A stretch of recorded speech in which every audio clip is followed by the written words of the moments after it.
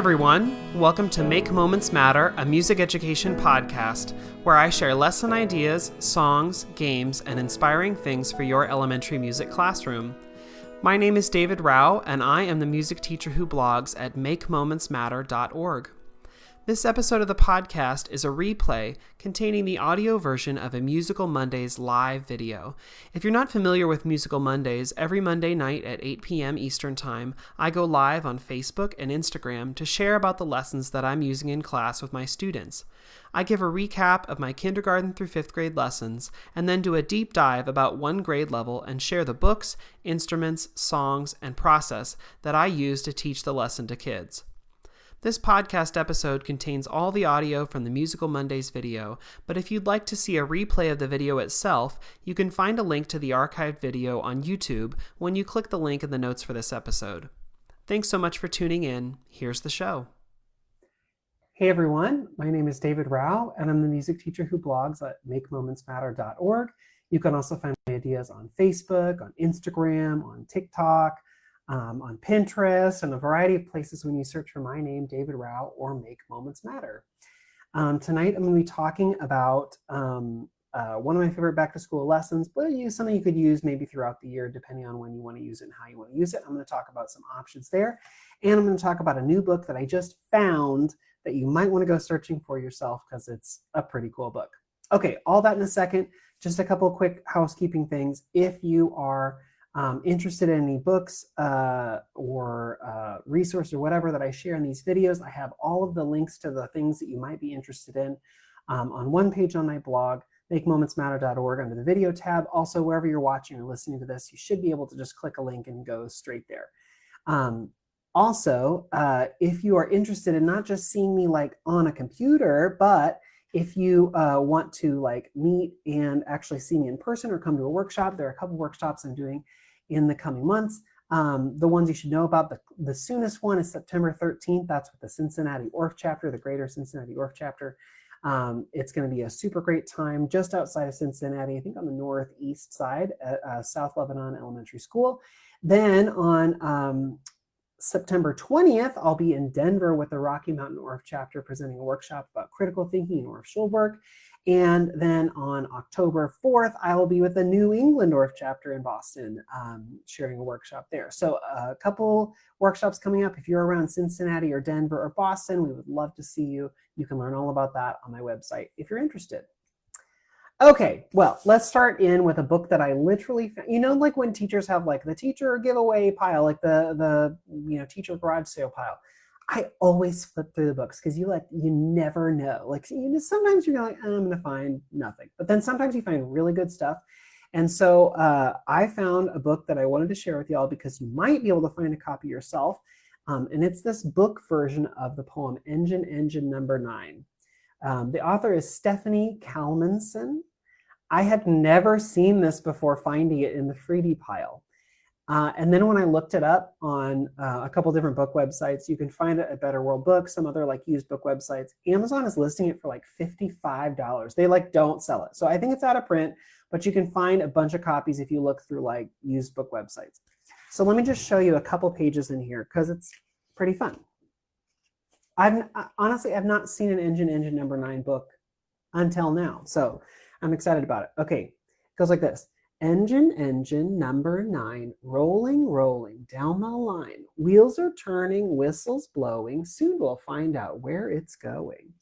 Okay, it does not follow the original rhyme, right? Okay, but it's because they have different ideas. So that we're trying different stuff. So anyway, it's fine. It's fine. Nobody panic.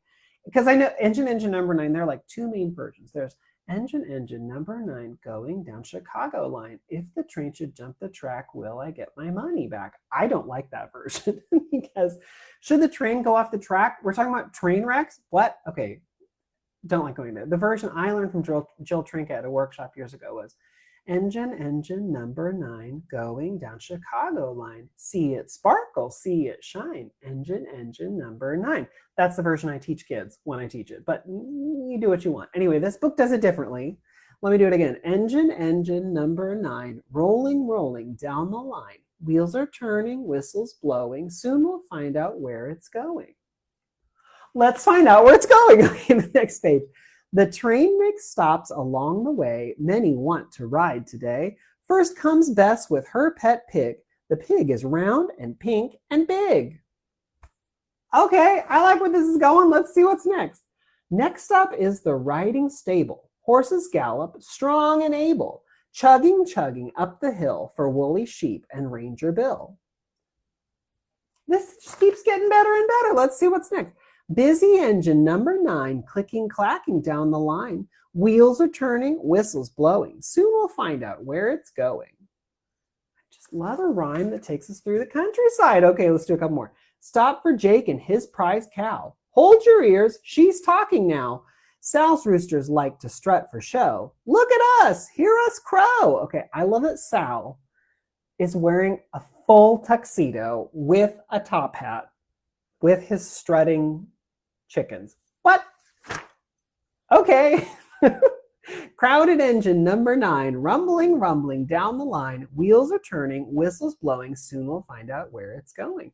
Well, where else does it go? Okay, I'm just going to skip through, so I'm not reading the whole thing to you.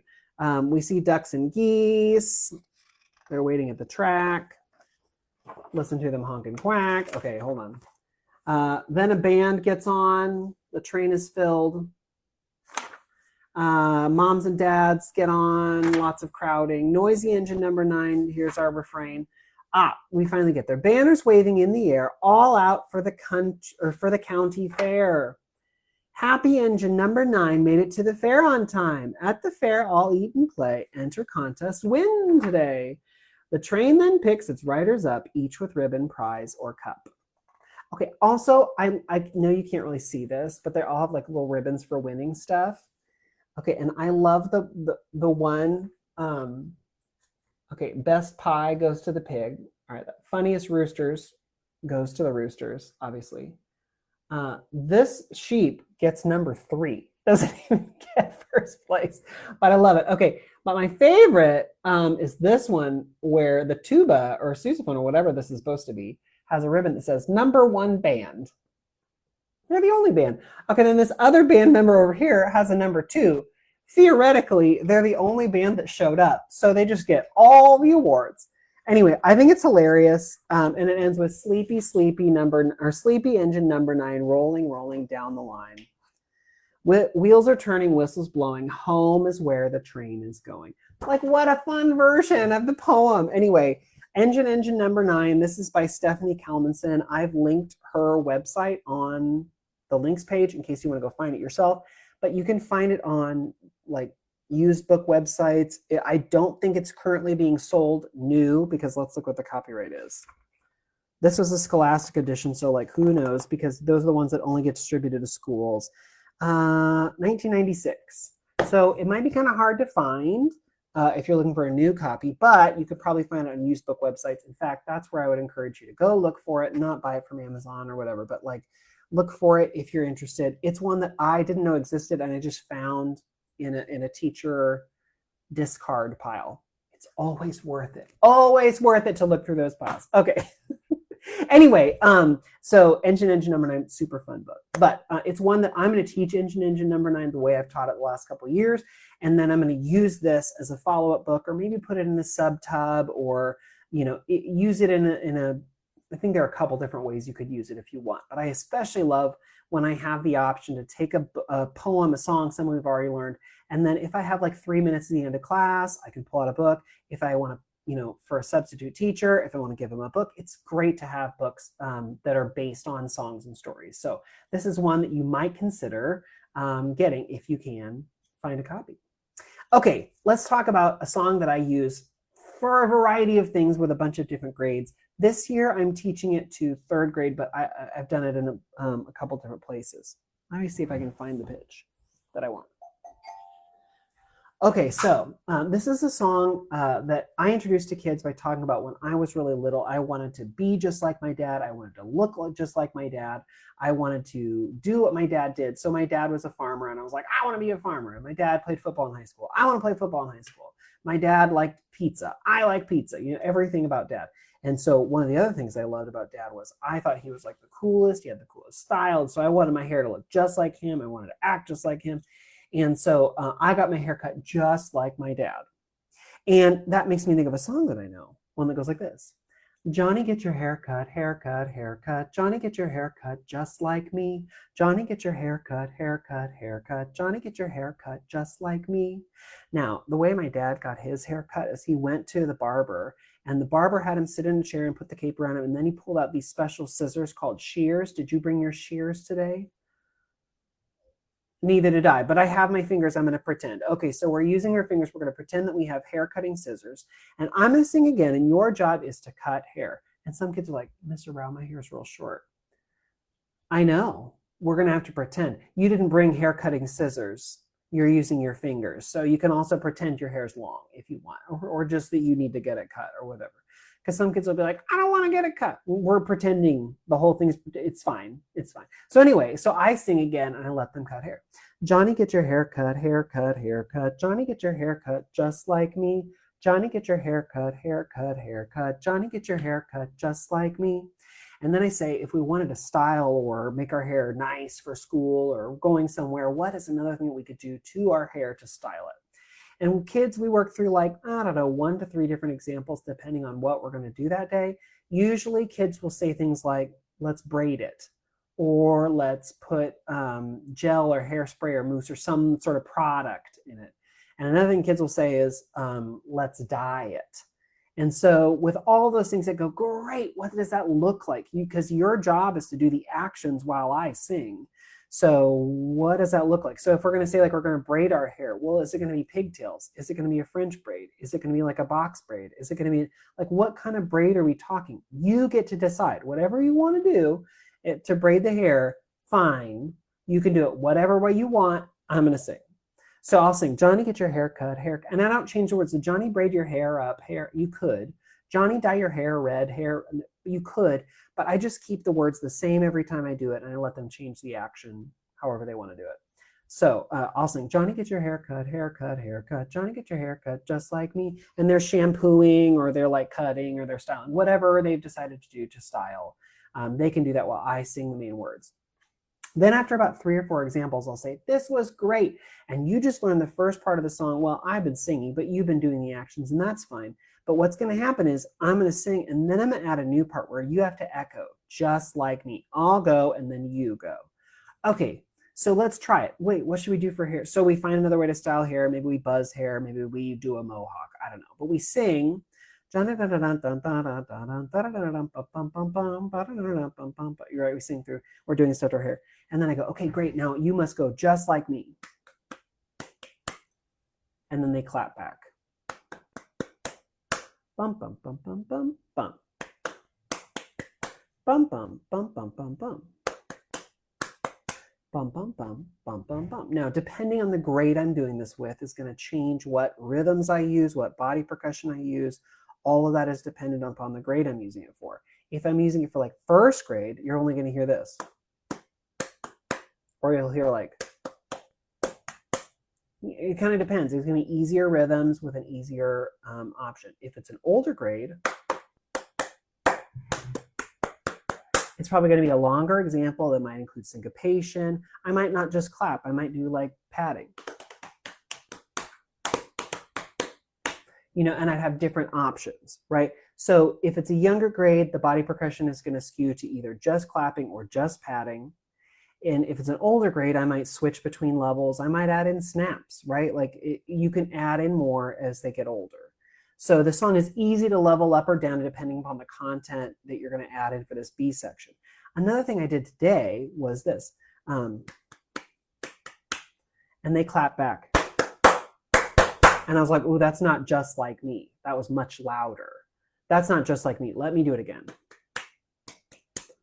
And then they had to clap back the style, the quality, right? The dynamic of what I did, not just the rhythm, but the way I did it too. So that's another way that you can change this and make it more specified by grade. So you can change depending on what you want to do. If you want it to be a longer example, you could do that too.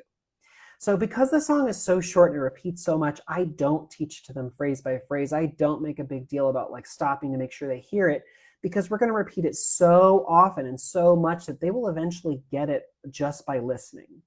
So that's usually what I do. And about the fourth or fifth time I go, do you guys know the words yet? And they're like, yeah. I'm like, okay, sing along with me or whatever. And then usually I pull myself out, so they're the only ones singing. So we explore, we try, we usually do body percussion, and then, you know, we get through, I don't know, 8 or 9 examples. We've cut hair, we've buzzed hair, we've braided hair, we've waxed hair, we've done a mohawk, we've done all the stuff, all sorts of stuff. And combed hair, curled hair. One time we crimped hair and the next thing we straightened it. And I was like, well, we just crimped it. And they're like, we're pretending. Okay, cool. So we're doing all this stuff, and usually about, I don't know, 10 or so examples, then we stop for the day, we're done for the day, and we move on to something else. But by that point, there's an A section and a B section. So there's the song is the A section, and the B section is some sort of echo clapping, some sort of body percussion, something like that. Usually in the next day, I'll bring it back. We'll try a few more things. They sing, they do all the, they do the different actions. They love to play around with that. And then the B section, the body percussion either becomes like longer. So instead of just, I might double the length. So it would be, right? I might double the length, I might change, or I might make it more more interesting, more longer, more rhythms. It just kind of depends. It depends on what you want to do. Now, if you also want to do, you could transfer this not just with body percussion, you could do solfege, right? So Johnny, get your hair cut, haircut, haircut. Johnny, get your hair cut just like me. Johnny, get your hair cut, haircut, haircut. Johnny, get your hair cut just like me. Do, do, me, me. Do, do, me. Mi, re, do. Bum, bum, bum, bum, bum. Do, do, do. So, so, so. Do, do, do, do, do.